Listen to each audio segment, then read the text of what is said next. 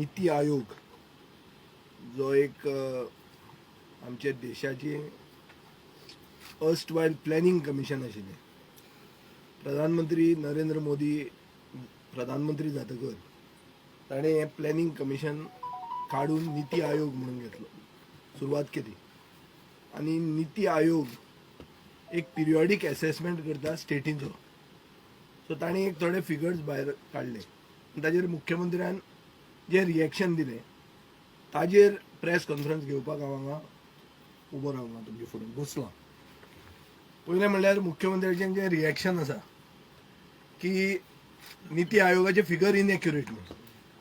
हें रिएक्शन म्हणल्यार एक भुरगो एग्जामीन फेल जाता ताजें रिएक्शन विचारतकर तो काडटा आनी रिपोर्ट काडूच पिनून उडयता. हें रिएक्शन जालें. मुख्यमंत्र्याक कितें उलोवपाची काडली जीब लायली ताळ्याक ही संवय जाल्ली आहा आनी तुमी ताका चड ताजी फाट घेना म्हणटकर ताका ती संवय वाडल्या.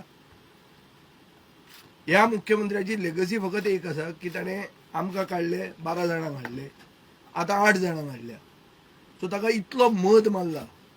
ही is so much drunk on power की he is willing to take on anybody and anyone and everyone, including NITI Aayog which is chaired by the honourable prime minister. NITI आयोगाचो चेअरमॅन कोण?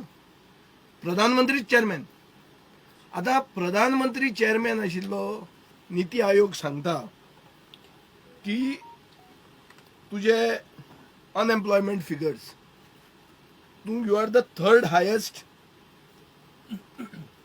Unemployment state in the country. NITI आयोगान जे सांगला ते exactly हांवें असेंब्लीन म्हणिल्लें.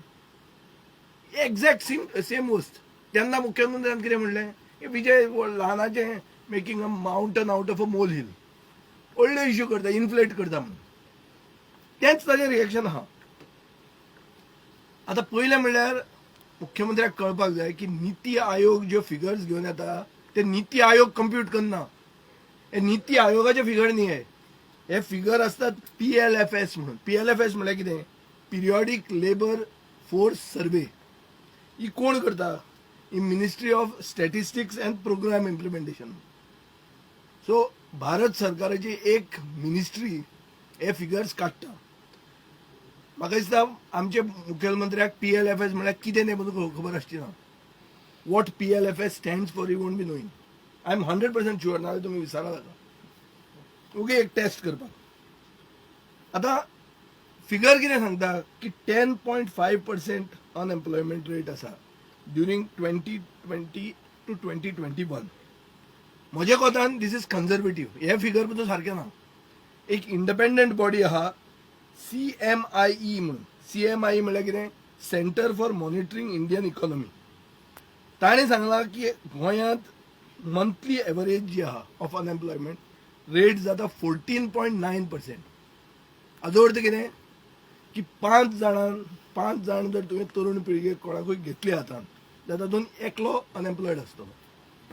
For us even me and you and everybody these are mere figures. पूण पयर आमी जर श्यामाप्रसाद मुखर्जीच्या स्टेडियमार गेल्ले जाल्यार आमकां कळपाचें की हें कितें तें. This is Goa's one of the biggest issues. आनी हे इश्यू कितें?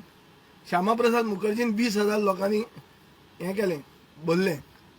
म्हणून मुखेलमंत्री कितें म्हणटा 20,000च अनएम्प्लॉयड आहा.